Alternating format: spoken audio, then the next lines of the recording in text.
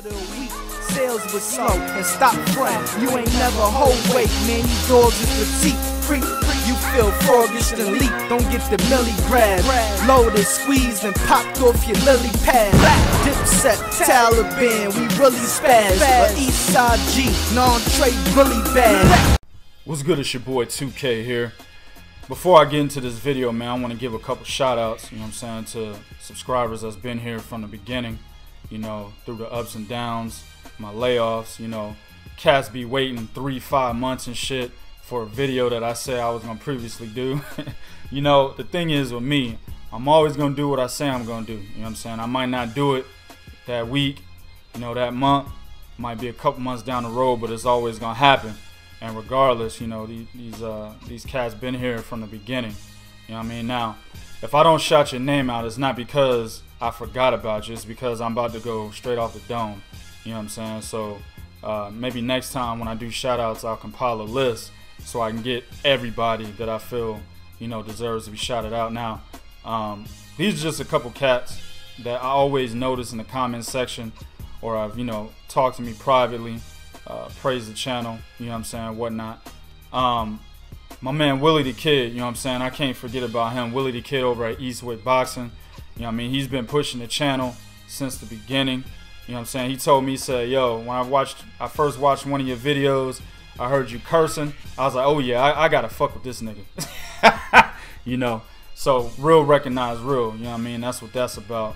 Got my man Robert Vo, you know what I'm saying, created my own personalized meme. He pushes that shit everywhere. I don't even be in certain areas, man, but I'll see my face talking about get the fuck out of here. You know what I'm saying? Word up to Robert. Got my man Corey Cunningham, you know what I'm saying. I speak to him on a daily about different topics in boxing, real boxing enthusiasts. I gotta get my man Corey on the show actually. I got Miss My Brazil. You know, she's always getting on me about saying negative things about Deontay Wilder. But recently, I've been on Wilder's side. You know what I'm saying? He's really trying to do what I've always wanted him to do. And that's, you know, become the guy that's trying to be the best man at heavyweight. So I can't say nothing bad about Deontay Wilder right now. I got my man Eric R. You know what I'm saying? He's always on the channel, always in the comment section giving feedback. Also got my man Frederick Cotton, who does the same. Got my man V-Town Boxing Fan. When I was on my layoff, my man sent me a private message. Was like, yo, what the fuck? You know what I'm saying? Yo, when you gonna drop another video? You know what I'm saying? He's been there for the longest. You know what I mean? Big ups to him. Who else? Got my man Salgado from Brazil. You know what I'm saying? Comes on and expresses how much he enjoys the channel all the way from Brazil. You know, just a few cats off the dome. If I forgot your name, like I said, man, it's off the dome. I didn't compile a list. Next time I'll compile a list. Alright? What I want to talk about here, this video, is Luis Nery's 4th round TKO over former lineal champion at 118 pounds. Now, you know, there's a lot of cats out there that don't know shit about boxing below 126. You know what I'm saying? So you about to get a motherfucking educational session at 118.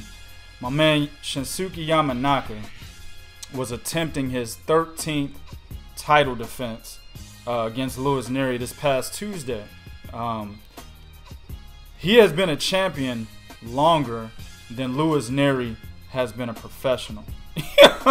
I mean, he was what, champion in 2011?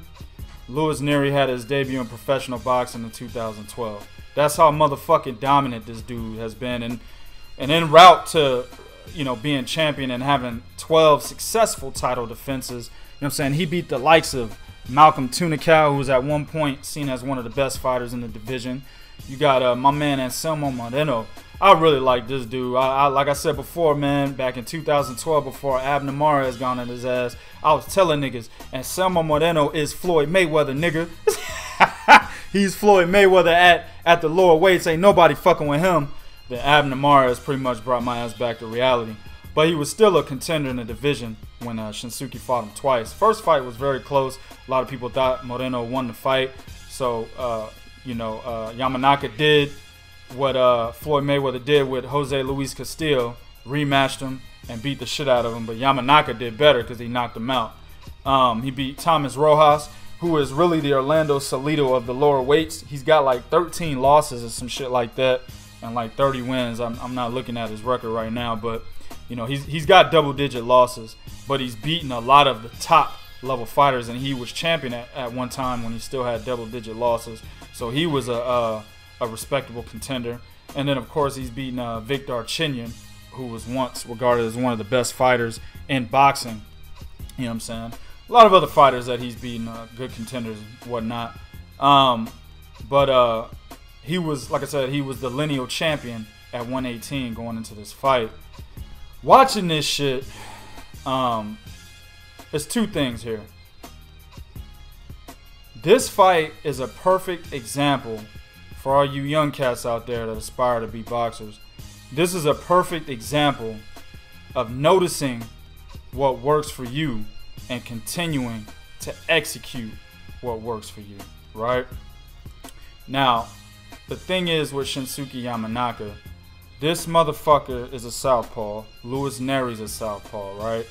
So you would think Yamanaka, by first-hand experience, would understand that he needs to circle to his left, which is going to be Luis Nery's right, because that's his soft hand, right?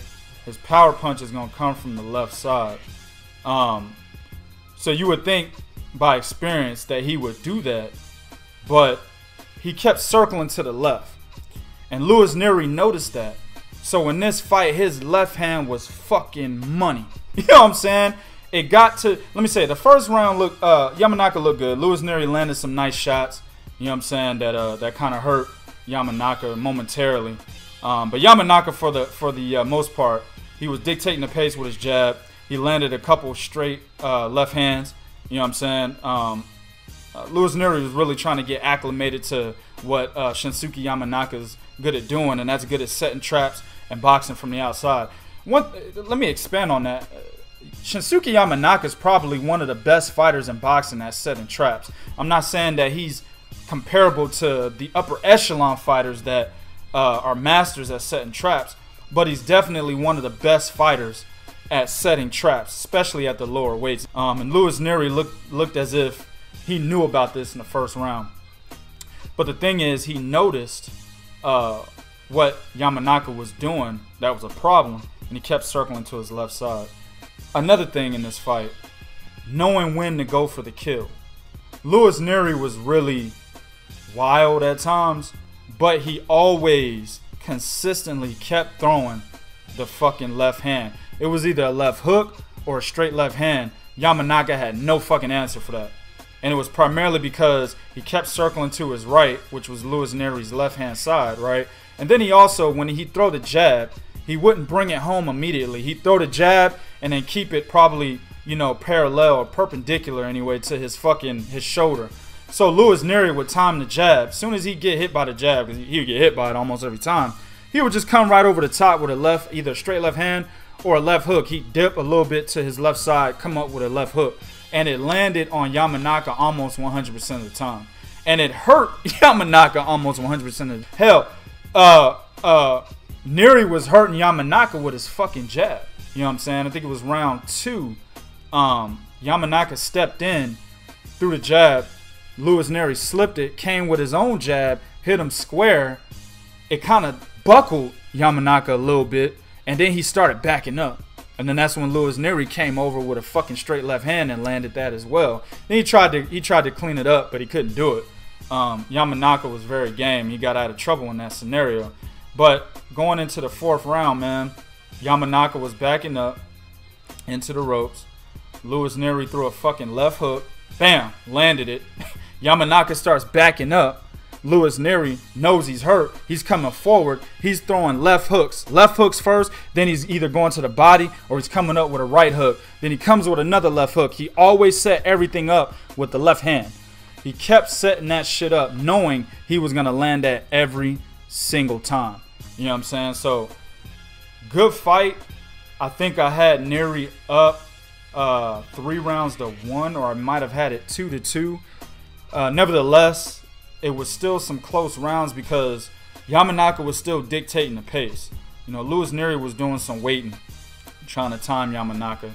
But Yamanaka was actually setting everything up with the jab, jabbing to the body, jabbing to the head. Actually, as much as Nery's left hand was landing, Yamanaka's left hand was landing as well. You know what I'm saying? So it was kind of tit for tat. It's just that Luis Nery's left hands were doing way more damage than Yamanaka's. You know what I'm saying? So it looked much worse for Yamanaka. But however you had to score, the rounds were close. You know what I'm saying? So my question is in this video, is Luis Nery the guy to beat? On paper, yes. He's the new WBC 118-pound champion. He defeated the lineal champion, improves to 24-0 with 18 knockouts. So by defeating the lineal champion, that should make him the lineal champion, because he beat the man that beat the man that beat the man that beat the man, etc. You know what I'm saying? So that should make him the instant lineal champion at 118. Now, Ring Magazine has not updated their rankings as of today, but I'm expecting to see him as a lineal champion. If he's not, that's complete bullshit. But I wasn't really impressed with what I seen. You know what I'm saying? He's a little bit too wild. When he tries to get a guy out there, I think his anxiety level increases twofold. Becomes a little bit too wild, gets hit a little bit too much. Now, of course, Yamanaka was the motherfucker at 118, but and this was a huge step up for Nery.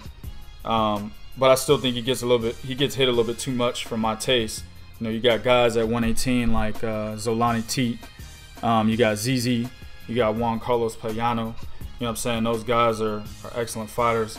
Shit, a fight between Nery and fucking ZZ would be excellent.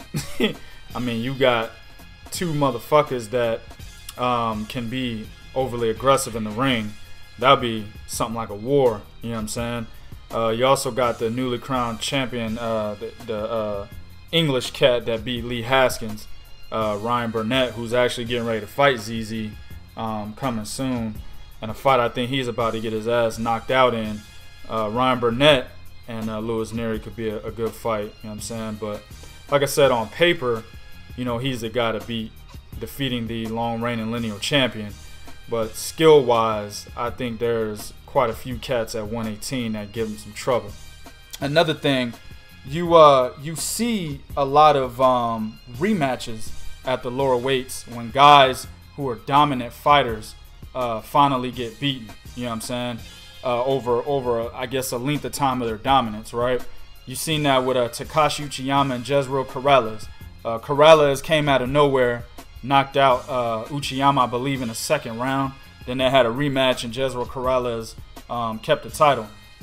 I think we're going to see that here. Like I said, Yamanaka has been a champion, or has been the WBC champion, defending his title and shit since before Luis Nery was a professional.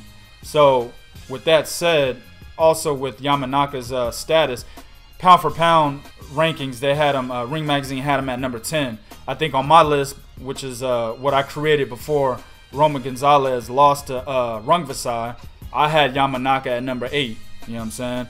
So he had a star status, of course, over in Japan, and real boxing enthusiasts that noted the smaller weights, he had some type of prestige with us, right? So I think that Yamanaka is going to be looking for the rematch. I didn't research, I probably should have before I did this video, but I didn't research to see if Yamanaka had a rematch clause in the contract, but I'm guessing so. Just by the way things happen at the lower weights, when dominant fighters get beaten, they almost always seek a rematch, especially when the fight was within their home weight division. Now, of course, with Omar Narvaez and Nonito Donaire, you didn't see a rematch because Narvaez had moved up to 118 to fight Donaire. It was kind of like a shit. I dominated 112. I'm dominating 115. Let me go up to 118 and see how this shit worked. He lost and he went back down to 115 and continued to dominate. You know what I'm saying? So he didn't look for a rematch, but since this is in the home division, he's gonna be. I think he's gonna be looking for a rematch. Same thing with Roman Gonzalez and Rungvisai, like I just mentioned earlier. Roman was dominating the lower weights, moved up to 115, won a fight there, didn't look too good, loses to Rungvisai. He wants an immediate rematch. You know what I'm saying? So I think that's what we're gonna get here. Yamanaka had the tools to beat Nery. He cannot circle to his right side. He has to circle to his left side if he's gonna box from the outside. Also, he cannot keep his hands perpendicular to his shoulders whenever he throws a jab, because Luis Nery is going to be looking for that left hand again in the rematch. He cannot get caught in a firefight, a phone booth type of fight with Nery. Before he got knocked out, that's what happened. Nery just pretty much overwhelmed him. Now, I'm used to seeing Nery being aggressive from the start of the fight, but he wasn't. He was actually waiting. And I think he had a little respect for Yamanaka, as he's been the dominant fighter at 118 for quite some time now, about 6 years now. So he didn't really overwhelm Yamanaka. And also another thing, man, the experience factor is a big difference here. You know, going into this fight, Nery is only 22 years old, Yamanaka's 34, kind of descending off that peak of that potential peak, right? But the experience that Yamanaka has, and the fact that he's still a high-class fighter, a high-level fighter at his age, it was almost a guarantee that he could muster up enough to be able to beat the young Nery. Now, you know, Nery's a young lion. He's hungry as fuck. And that's one thing that you got to worry about as an older fighter fighting these younger lions. You know what I'm saying? But, I mean, nevertheless, Uchiyama got caught up in that that hunger, and motherfucker got eaten. You know what I'm saying? So, if he actually fixes a lot of those problems that he showed in this fight that I just mentioned, I think he has a chance to beat Nery in the rematch. I don't see Nery coming into the rematch doing anything differently, because he feels he's got the drop on Yamanaka. You know what I'm saying, with that left hand. So I don't see him doing anything differently. I remember also, before I end the video, he was so wild at one point that Yamanaka threw a jab and stepped back, and as he stepped back, Nery tried to throw like a fucking lead left uppercut, and he bought the shit from Mississippi. You know what I'm saying? Like, it was the worst lead uppercut I've seen in a long time. I mean, it was terrible. So mistakes like that, you know, being a 22-year-old professional, mistakes like that, right, is what I expect Yamanaka to capitalize on in a rematch, if they have a rematch. All right, but I think Luis Nery is a game opponent. He got some good fighters at 118, so if this rematch doesn't happen, there's definitely gonna be a lot of good fights that can be made. You got the #1 guy now, who's Jamie McDonald. He's getting ready to fight Laborio Solis again in a fight that I thought he lost in the first fight. One judge had it 115-113 for McDonald, which is an acceptable score. I had it 115-113 for Solis. The other judges had it fucking 116-112, 117-111, something like that, which was complete bullshit. Solis controlled a lot of those rounds in the beginning. Then McDonald came back towards the end and scored some rounds, you know, where to the point where he could have easily taken a 7-5 win, which is 115-113. But, you know, that's the #1 guy now. There's other guys there that I like to see Nery fight. So we'll see what happens, man. All right, do what you do in the comment section. Be real. Be on the lookout for Luis Nery. Excellent win this past Tuesday. Let me know what you think. This is Real Talk for real fans. 1.